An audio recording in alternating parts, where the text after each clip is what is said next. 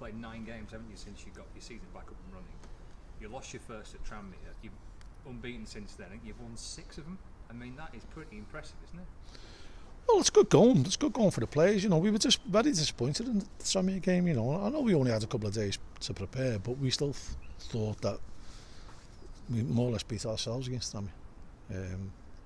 And so I think a lot of the fact that we've been on a decent run has been trying to put that to bed, and you know, try and repair the damage that we did. But there must have been a little bit of you, well, quite a lot, I guess, uncertain as to how the team would respond, having had such an unscheduled break. Yeah, and a lot of the players were quite ill. You know, a few of them were in bed for 6-7 days. And it's different people, you know, in different ways. But you know, it'd be easy just to bleat about it. You know, there's people who've had suffered far greater consequences than us with COVID. You know, people losing their lives, families decimated. And so missing football matches, thankfully, there doesn't seem to be any long-term effects on our players and the couple of the staff who had it. So, you know, we are mindful that a lot of people have suffered, and we shouldn't moan too much about it. Have you been surprised by how well the team has played since you got back? No, the team don't surprise me, because I know they're a great set of lads. There's no airs and graces. You know, we've got lads from, you know, top Premiership clubs, and they don't turn their nose up at anything. You know, we haven't got the salubrious surroundings of what their training grounds are. But they get on with it, they enjoy it, and they bounce off each other, and they work hard, and that's something we've always demanded at this club, that you work hard, you try and enjoy it. And you know, I'm a firm believer that if you enjoy doing anything, in any job that you're doing, you're going to do it better.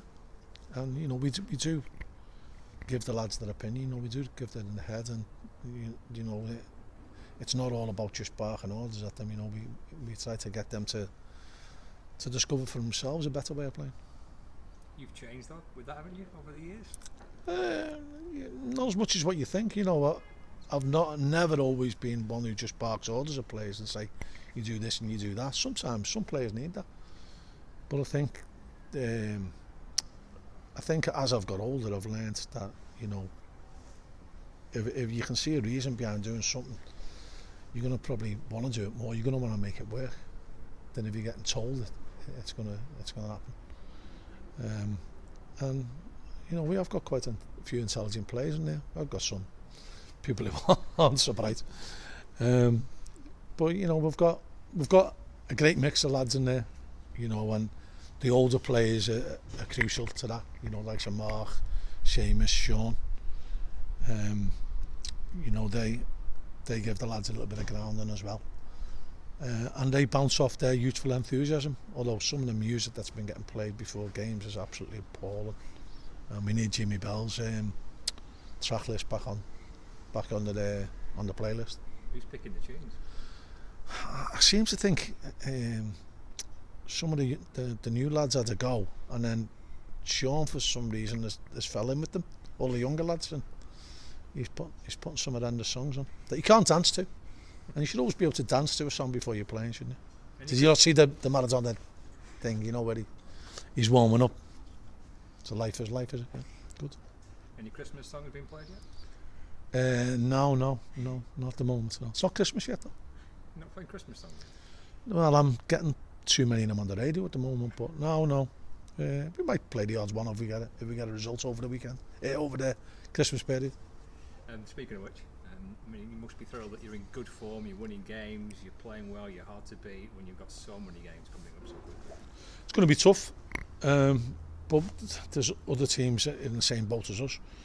You know, and you get to the stage where when you're doing okay, you want to carry on playing. You know, it's like a gambler being on a rich hot streak in Vegas. You know, you want to play as many hands as possible.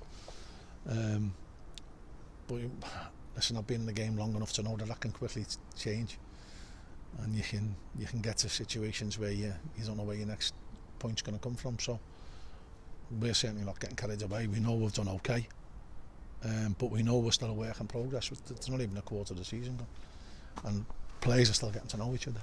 Players are still getting to know us as well. So hopefully we will improve, and I think we need to improve. Wigan are on the back of an excellent result, aren't they? Did you see that one coming?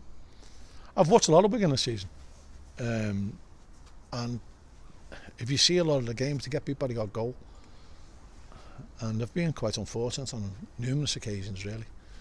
And they've got good players. They've got a blend of youth as well.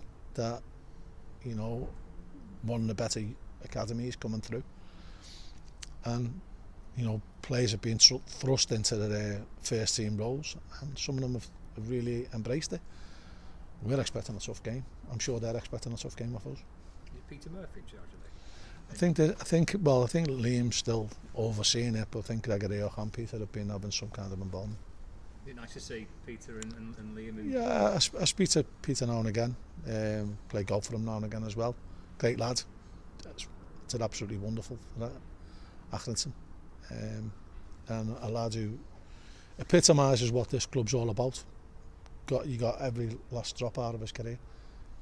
Unfortunately, he was cut short with injury, but he never left anything behind. Peter, you know, give us all every single training session, and replicated that when he went onto the pitch on a Saturday. And can you sympathise, isn't the right word, empathise for Liam, the situation that he's in? Yeah, I can. You know, and I mean, we had it, going back 7, 8, 9, 10 years ago, where you're fearing that the club's going to fold. You're having to try and manage players when you don't know whether they're going to get paid, you know. And it's difficult. And I'd had that at the back of 10 years of management. You know, Liam's been involved around first team now for quite a while. But when you've got to relay bad news, and sometimes you're not sure whether that bad news is true or not, it's very, very difficult. And, you know, to keep them going the way they have done, Wigan, it's all credited. And without wanting to get into the finer details of Wigan, it's another club that shows if you don't do things right, if you don't have the right people in charge, it can go wrong pretty quickly. There's plenty of clubs who are like that, and you know, football's gone like that, unfortunately. You know, we've got to be thankful for the fact that we've got an owner who is very clued in business-wise, and we both get along really well. Neither of us want to sign stretch the club's finances, so it's not as if I'm begging them to sign big players or big money players. And you know, we realise where the club is at and how we want it to progress, and the big part of that is the infrastructure. And you've only got to look at the ground now. The ground's a lot better than it was a couple of years ago, and it'll hopefully keep getting better, and that's the way you should always try and grow a club. And I think, you know, all credit to the chairman for doing that. In terms of your team, any team news? One or two bumps and bruises on Tuesday. Tariq came off. I think he's going to be okay, and one or two other players were nursing a few knocks, but we'll patch them up and hopefully they'll be right for Saturday. Good luck. Thank you.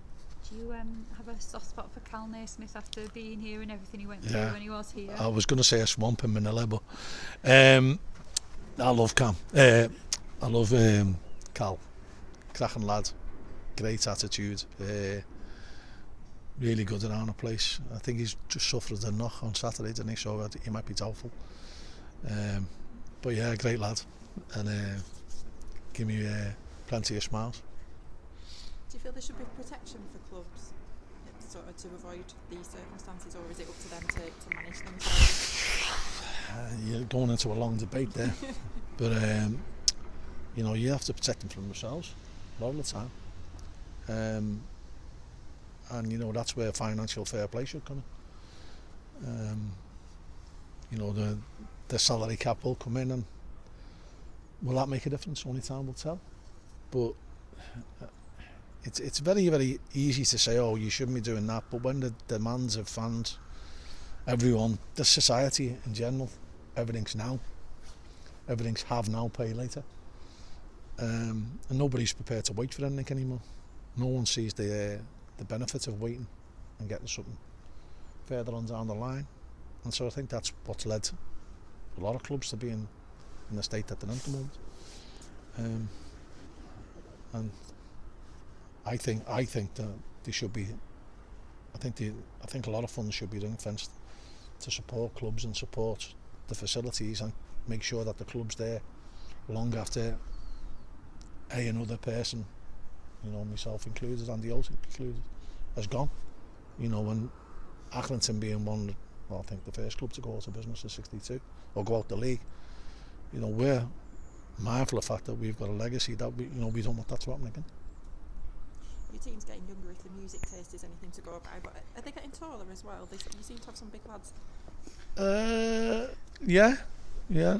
Someone said that the policy was just only signing people who were over 6'4", but that's not the case. Listen, you know, you get different. It's like different crops, you know. Every year, no crop's identical, is it? And this year we have had quite a few big players in our side, but it's not a prerequisite. You've got to be able to play football. You've got to be able to work hard. That's the two prerequisites if you're going to play for Accrington.